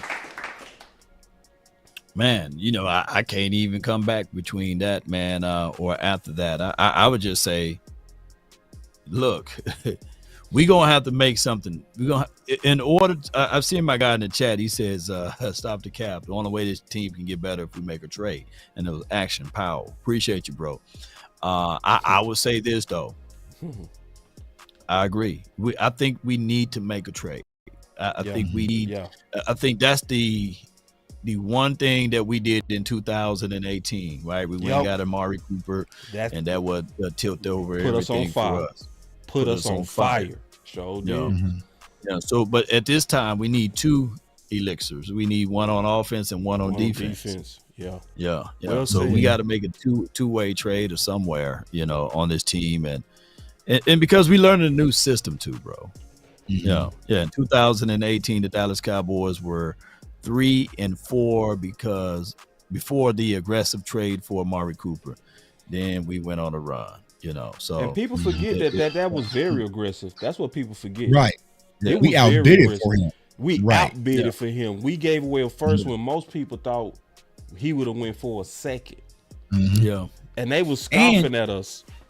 Because Amari had baggage in Oakland, did. or was Oakland at the time. It's like, he drops the ball, he don't show up. You know what I'm saying? Like, that was so outside of the norm for the Cowboys. Was outside of first for Dallas, unheard. Right. You know what I wanted to do that following year? I wanted us to double back and get DK Metcalf that year. Oh, but we drafted Tristan. The following year. I wanted us. We drafted Tristan right before DK. Sure did. I said, hey, no way in the world DK fall, because my Mississippi boys and he failed. I was like, just our chance, and then it was like, nah, we good. Let's go with Tristan. And Tristan was a guy he didn't start it in college. He was like one of those guys, a tweener. Right. But that's the. Sometimes I think we get a little too cute in these drafts, man, and we draft good, but sometimes we get a little too cute. And we stick with it too long. And I think someone put that up, right? Drafting too late in the draft. Yeah. And this is the biggest problem, right? Because I'm not saying team tank. I think we might tank when I have a choice, right? But it's the same thing that used to happen with the Dallas Mavericks, right? The Dallas Mavericks were never all in to really win it all. But as long as they had Dirk, they were going to be drafting around 15 or 16. And then finally Dirk just got old, and we finally got a lottery pick. And then you get Luka, and then look how quickly your franchise turns around. So I think for the Cowboys standpoint is that Dak is going to fight. He's going to scrap, but it's going to push us where we drafting 19, 22. You know what I'm saying? So instead of getting that top defensive tackle and Deion Walker out of Kentucky, film concession coming soon, it's more of it's a guy who was a second round grade, but we didn't feel like we can get him in the second round. So we had to kind of reach back to, it's one of those things, right? So it's just like, either you go all in or rip the Band-Aid off and rebuild and restore and replenish. But the Cowboys kind of just waver in between the mediocrity, and this is why we get the results that we get. You know what I'm saying? So, I ask Cowboys fans this. I ask everybody in chat: are we closer to a Super Bowl or Travis Hunter? You know what I'm saying? Like, I mean, if you look at things, so, Travis Hunter and CD, that will be nice, though, huh? You know what I mean? As of right now, hey, we can use him as DB too. So we have pick 12 as of now. You know what I'm saying? But that's the thing is like and here's the thing about what you guys were saying. If you go make a trade, you go make a big trade, and all the big names are pretty much gone, but that reignites your team. That lets them know, okay, they really are serious about winning this year. You know what I'm saying? Like, all right, we need to step this up. They went and got, put out, T. Higgins or something like that. You know what I'm saying? Like, yeah, okay. They really locked in K offense. Let's go. They went and got a big physical defensive tackle and brought him in. What would you do, Jay Tuck, if all of a sudden you draft Travis Hunter? You know, I ain't trying to have this conversation. Yeah, I mean, let me get the music going though. Hold on. Let me get the music. You draft Travis Hunter, and then you trade back into the first, and you get the Ashanti Genty. Because what round you think he's going to be early, right? How you say that? Going to be early, right? Genty's going to be early. Because what about Ollie Gordon? What about Ollie Gordon? Can you get back in? I'm gonna give y'all a heads up, right? This year's running back class is like triple times as loaded as last year's class, y'all. There's guys that's going to be in the 4th or 5th round that will probably have been first round or top running backs off the board in this past year's class, right? So you're going to have a Genty, he'll probably be first at the board, but you do have an Ollie Gordon out there. You got my guy Devin Neal out of Kansas, like you got RJ Harvey out of UC. Don't get me started, y'all. We'll get to that, but this running back class is loaded of talent. My guy Amarion Hampton out of North Carolina, who's playing his Florida State on Saturday. So there's so many talented running backs. If the Cowboys walk out the draft, y'all, with another running back, I'm done. I'm really done. What number did Gibbs go? Number did Gibbs go? Gibbs was the first round, right? First round. Him and what number? Like I 15, think it was 26, 20? 27. Yeah. Was he that low? Yeah, he was that low. We didn't pass up on him, did we? Nah, Gibbs went earlier, right? Oh yeah, that's right. He was before us. He went earlier because we thought he was going to fall him. To us. You right. Yeah. Because Detroit was before us. Yeah. You're right. Yeah, I forgot what pick he was because he went early. He was a 12th pick. We definitely getting a running back this year. He was a 12th pick in the draft. Yeah, Jamari Gibbs. Because they went Gibbs and they went and got linebacker too. Yeah. When Robinson Robinson was what? Bijan. Yeah, we gonna stay. He was like 5 or 10? 6. 5 or 6. Was he? Like, is that early? No, he was top 10. Top 10, yeah. It's crazy you do all this draft work and then when it happens, he was 8. I swear. So he was 8. Bijan was 8. Gibbs was 12. Okay. Mm-hmm. So we got to face Barry Sanders. I said that Barry Sanders and Emmett had a baby, that it would be him. You know, shoot, that boy's good. Damn Barry Sanders, man. Shoot, this dude got short area, quick. He can catch out of the backfield. He can huddle and leap over you. You don't think that dude that good? Oh hell no! Hey, hold on. I'm just trolling, bro. I'm just trolling, dog. Don't jinx us now. Hey, man, we going against Calvin Johnson this week, bro. Hey, bro. Hey, boss, but the way our defense is, bro, we don't need no bulletin board. For real. It's bro. Hey, he might be this week, Tuck. Oh, God. Boss finna have this man running 300 yards on You ain't lying, bro.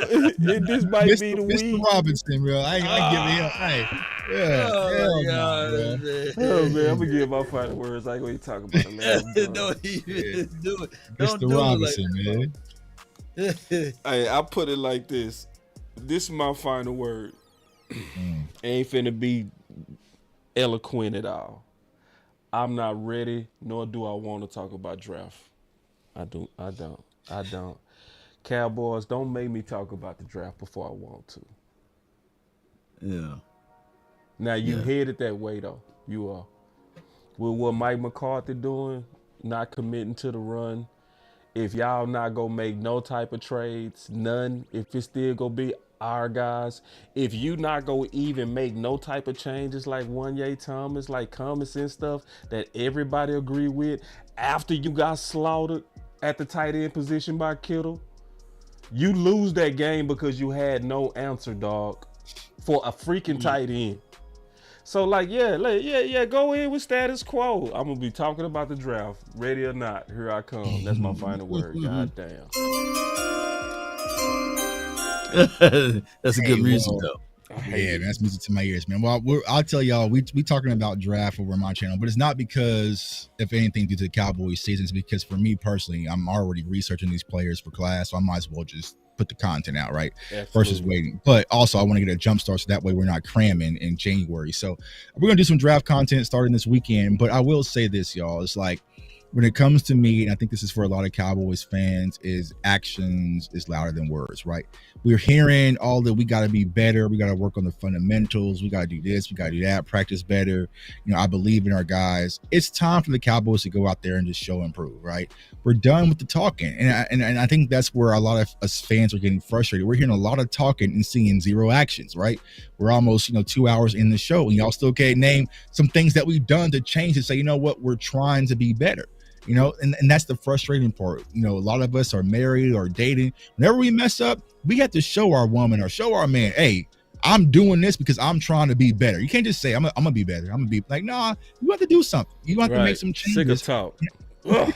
I'm sick of talking. You know what I'm saying? You said you're gonna be better last weekend, and this weekend you back at the club, staying out late again. Like it's how we feel. You know what I'm saying? You need to actually show us that you are vested in winning this season.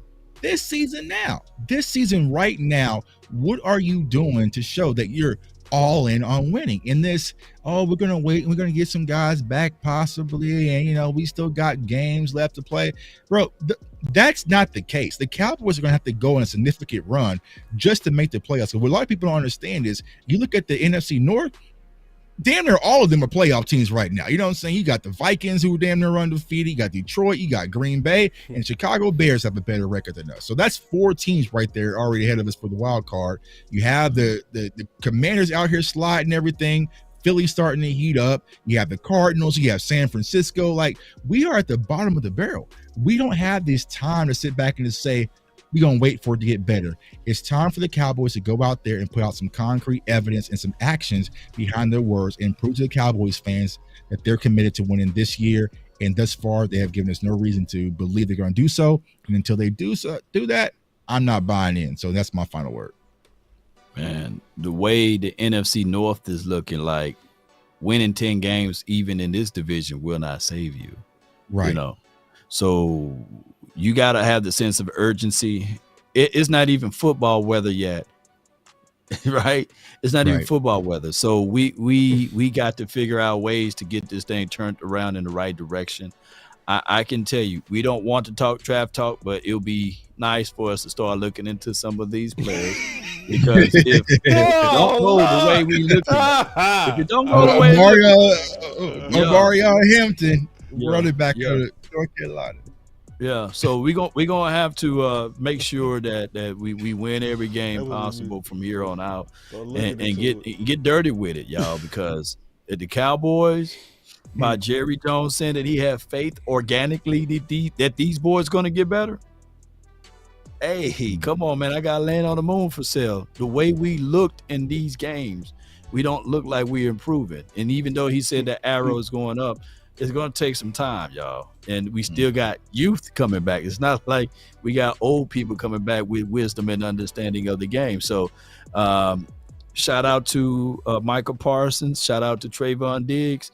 But we're going to need, when Parsons get back, we're going to need him stand tall. We're going to need Trayvon Diggs to stop talking about his body parts, and get out there and get things going. I get it. I understand the frustrations will spill over. But I need for him to prove it on the field, even though, this was by far his best rated PFF last game. But we still need more from him, and we're going to need more from this team. Now, we got a few super chats. Do you want to go over them now, Boss? Oh, yeah, let's get them. Tripping. Okay, good. Let me go over these super chats right quick. Appreciate everybody, man, for your support. I got a ton of them myself. I'm tripping, man. You know how it is. You know how it is. You're trying to run out of church, man. They leaving for the benediction and all that. Boys be already starting their car from the.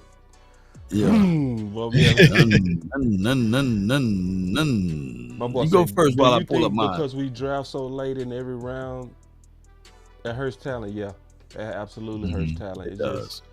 And it hurt us 3 years in a row. That's a good question. Don't forget, they wanted Hunter at running back. Yeah, some of that was weird to me. Like some of them runs is, let's give it to Hunter Luke. All right, bro. It's okay. They said, don't forget Hooker Boss. And that's because I was bringing up Donovan Wilson. And the only reason I didn't bring up Hooker is because they was clearly targeting Donovan Wilson with Kittle, you know? Yeah.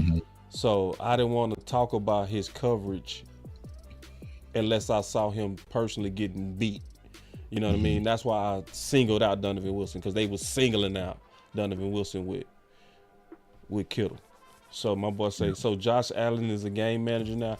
That was referring to you, Tuck. Yeah. He only got one interception, bro. You know what I'm saying? They don't let him go out there gunslinging, throwing the ball 40 times. And here's the crazy part: they went and got him more weapons. They went and when they drafted Keon Coleman, they have Khalil Shakir, they got Dalton Kate, and went and got Amari Cooper, and has made life easier on Josh Allen, who'll probably win the MVP possibly this year. There are more quarterbacks that's game managers than there are gunslingers. I get it. Mahomes get the title of being a gunslinger, but if you look back at all of the Super Bowls that he's been in, he's been managing the game. You know, he haven't been slinging it around. Case in point, not the Cowboys game, Lord. The Eagles-Chiefs Super Bowl. Jalen Hurts was slinging the ball all everywhere. You know what I'm saying? He had more yards and everything, but he had to only manage the game. Boss finna hit that. What'd you say? No, she said, Boss finna hit that. I'm tired and go lay down. Go lay down. All right, let me go through these super chats. I got hit that. Mike, I'm tired. So I got Mike Jones. Appreciate you for the $10 super chat.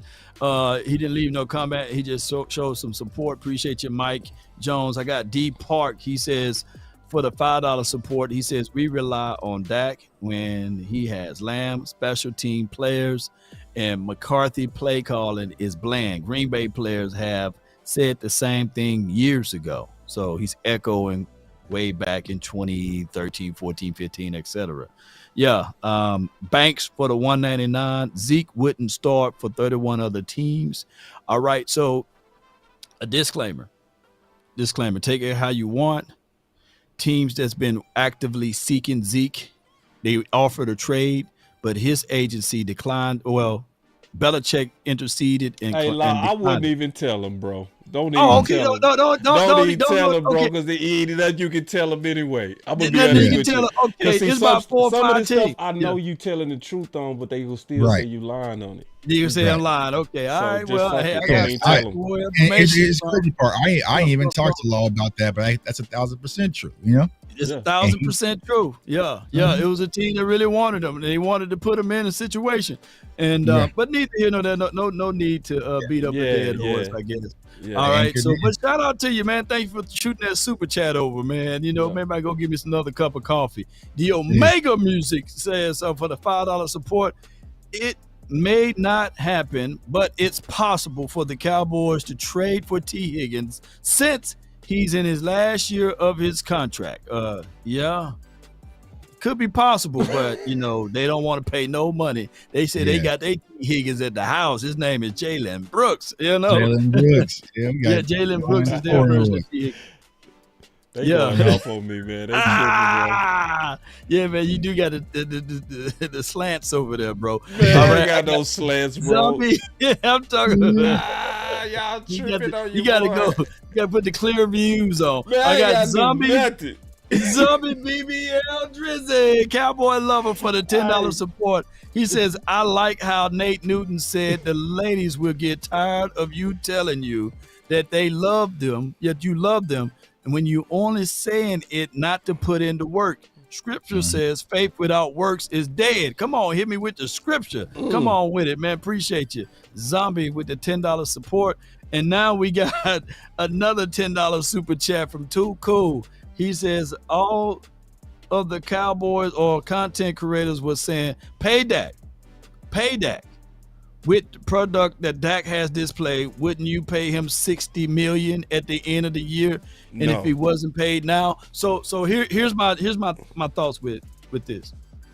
There was two parties, and I know we got to go, but there was two parties, y'all, parties that say pay Dak, and there's a party that say let Dak walk, right?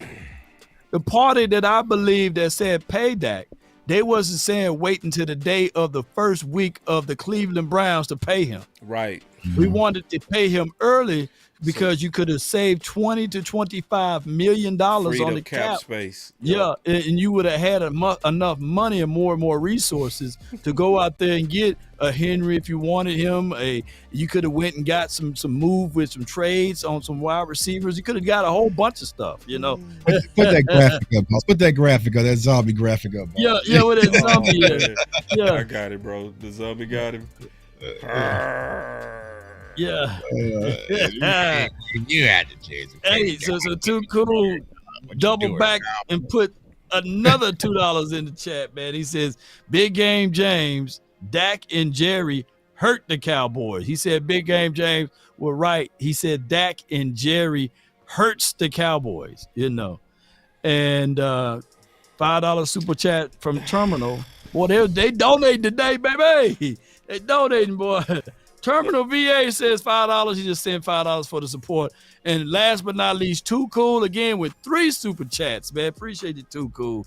Man, you must give him one of them good checks over there, man. We thank you over here, man. We have Bro the Nation. Yeah. Dak make more than 15 starters combined on the Cowboys. Dak is the problem, basically. That's the last super chat. What's your thoughts on any of that? I mean, when you got to wait 7 games to get it out, I guess you got to do what you got to do. Because if Dak was really the problem that y'all said is, y'all would have been saying it before Game 7. Oh, my y'all God. waited for his real bad game, to then now you want to jump out and say what you've been wanting to say since Game 1. Mm-hmm. And, and the fact that you had to wait so long lets me know that. Because last year, Dak had y'all saying y'all don't lose at home. So, yeah, remember that.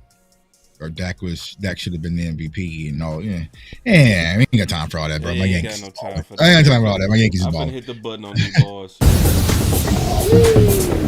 Shit. Well, appreciate Thank y'all for the chat. support. For real.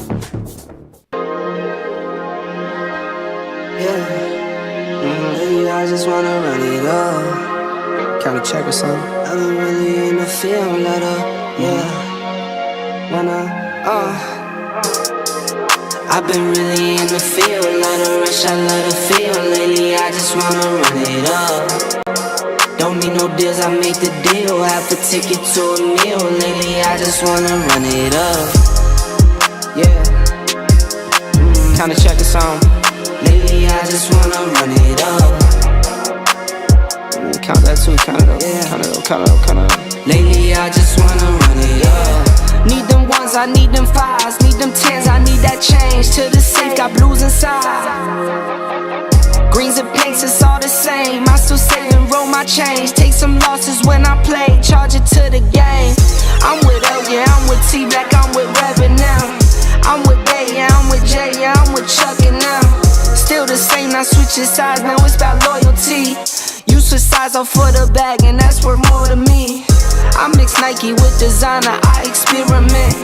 You just rock what's on the shelf, and I'm not feeling it. Search for the one, but baby girl, it's nothing real as this. Can't trust a soul, I keep a hammer, call it too legit. I've been really in the field, let her rush, I let her feel. Lately, I just wanna run it up.